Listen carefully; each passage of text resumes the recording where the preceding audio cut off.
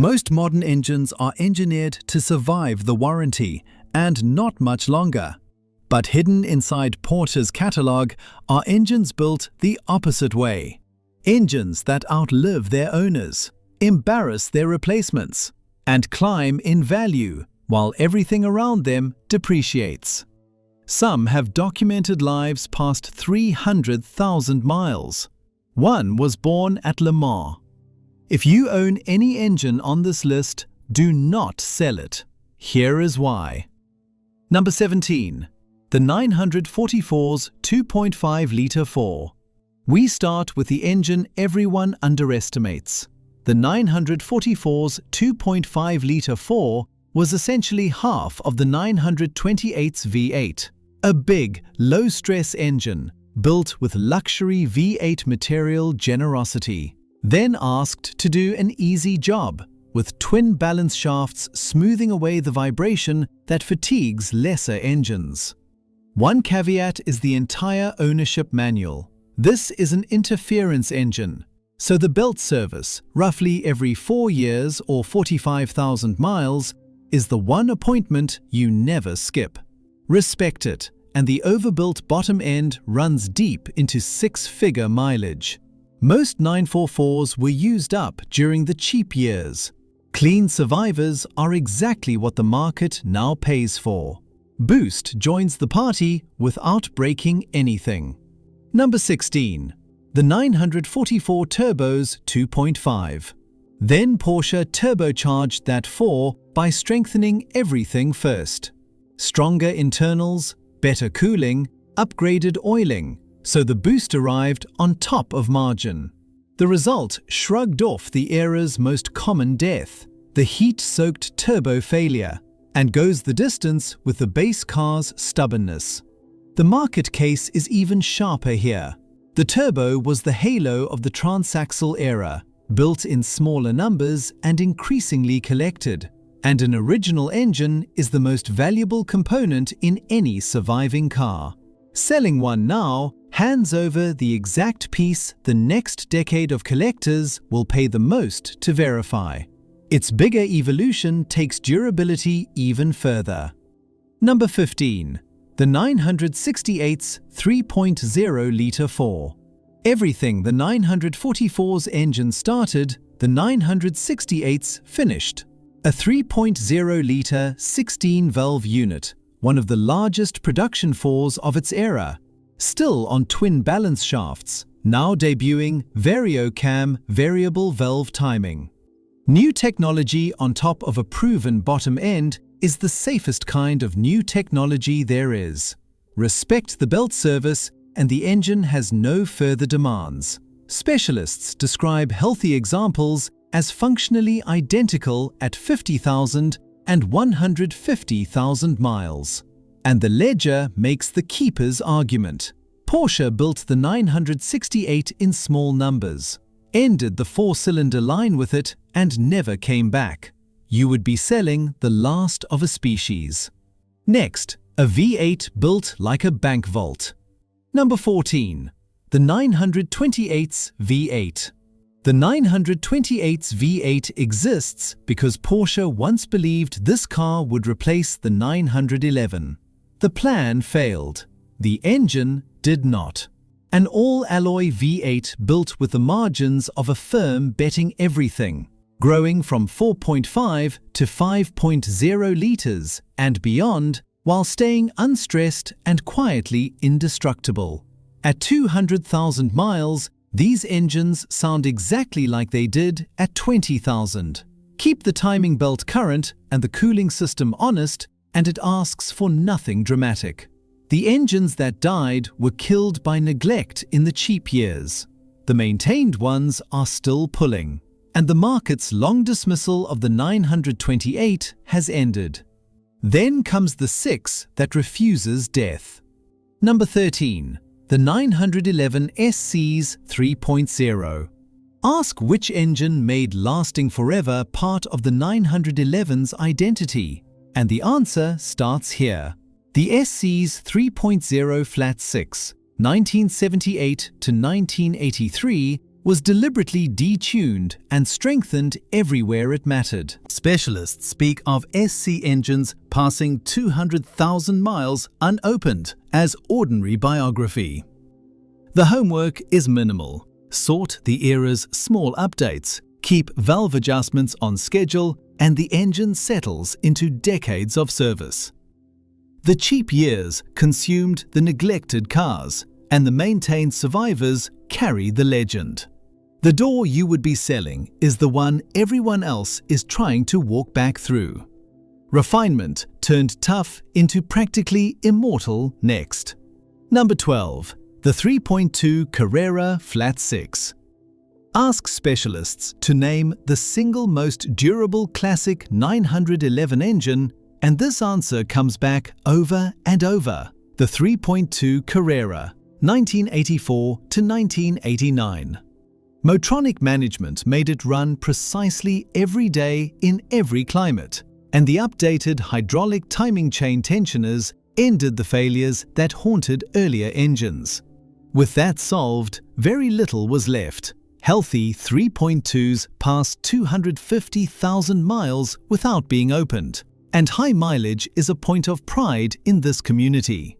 It sits at the sweet spot of complexity. Enough electronics to run cleanly, not enough to fail expensively.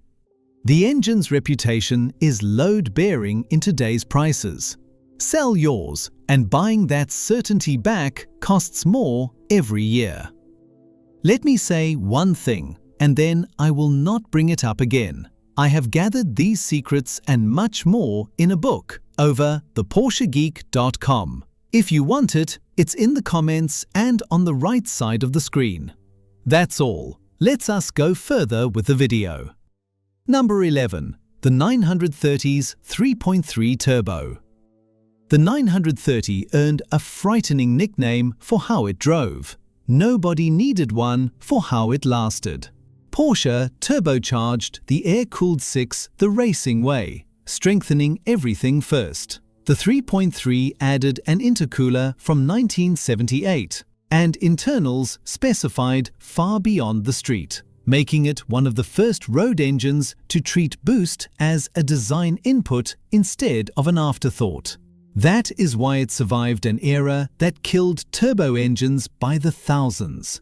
Specialists treat original, unopened 3.3s at six-figure mileage as normal finds. And selling one means paying icon prices if you ever want back in.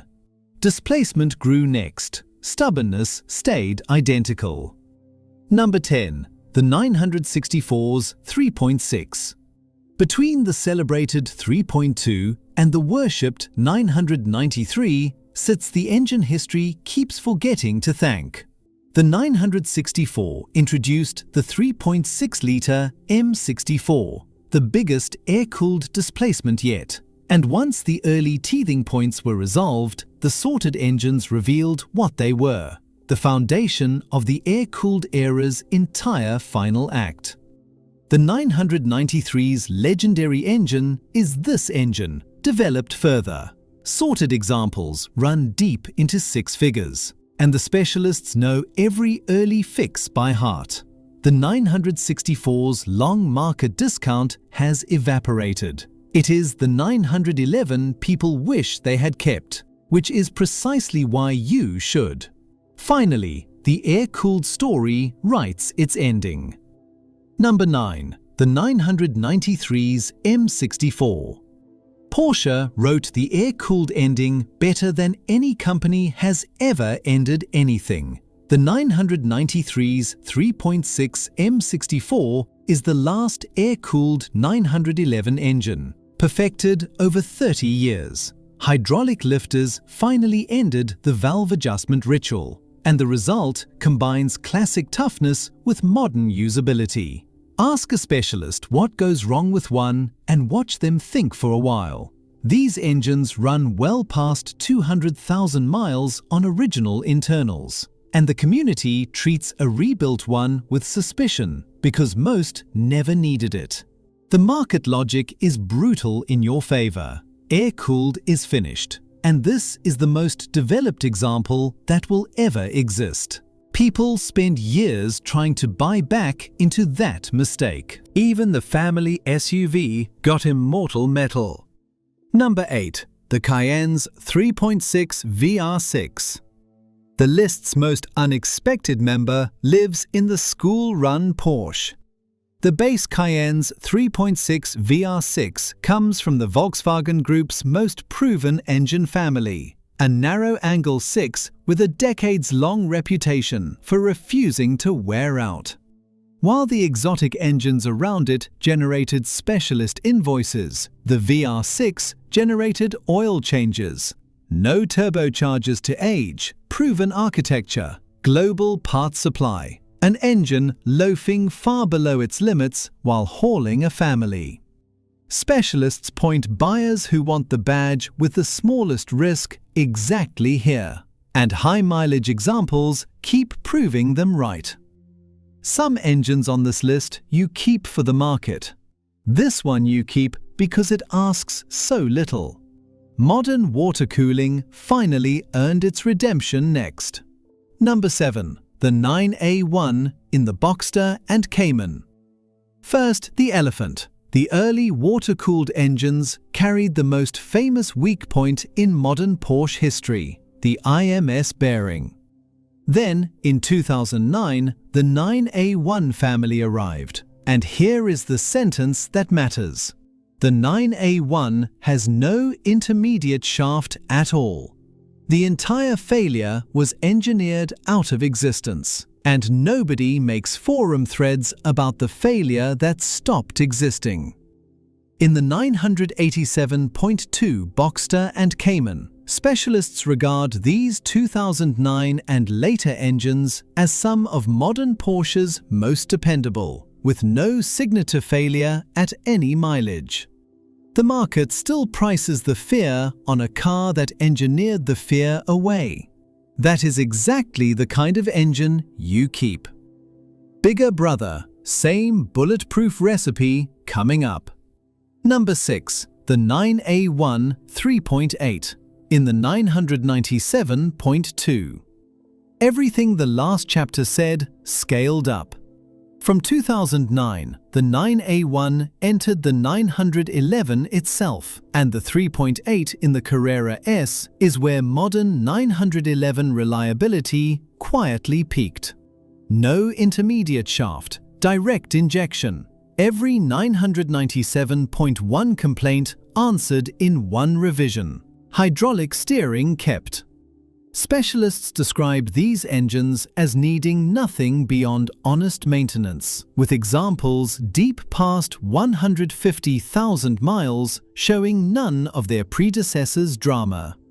Documentation separates the top of this market from the middle, and the 997.2 is the collector's sweet spot forming in real time.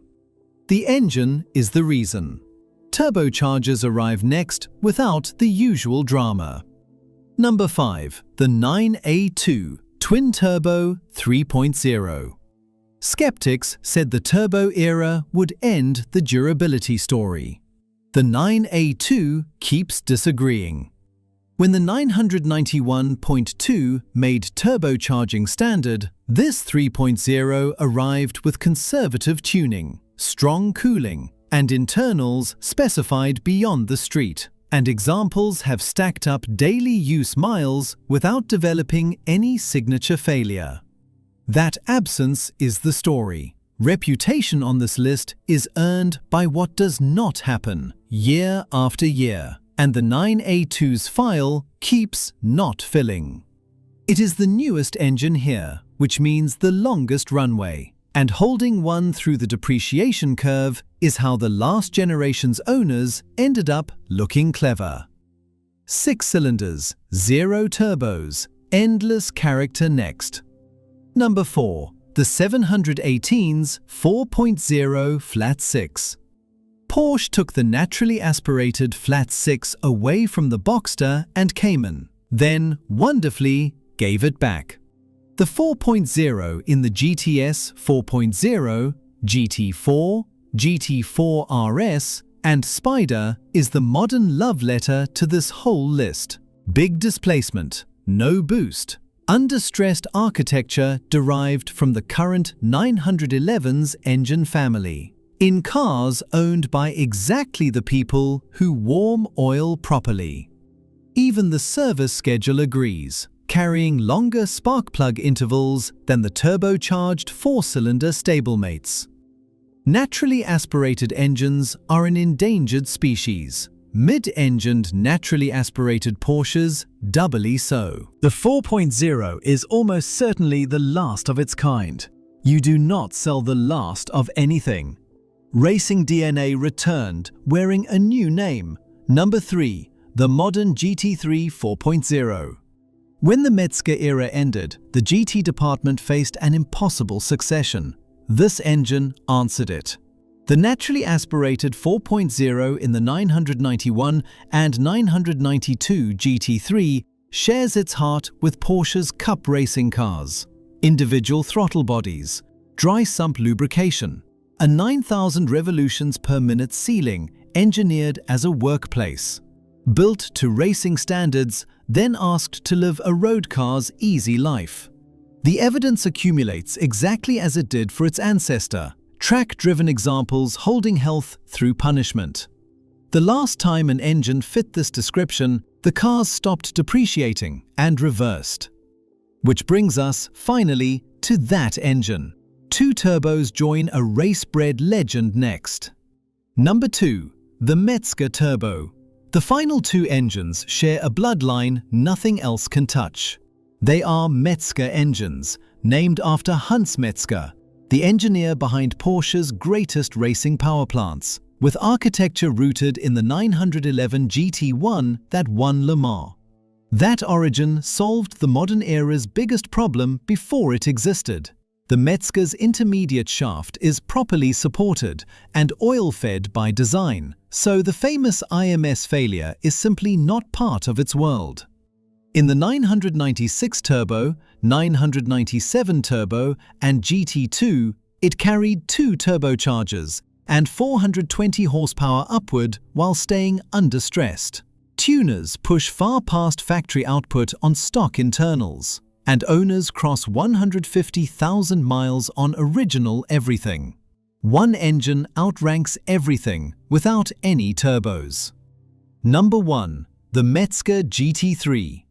If this whole video were one sentence, never, ever sell a Mezger GT3 engine. This is the naturally aspirated Mezger of the 996 GT3, 997 GT3, and the RS models. The closest thing to a racing engine Porsche ever registered for the road. True dry sump lubrication with a separate oil tank.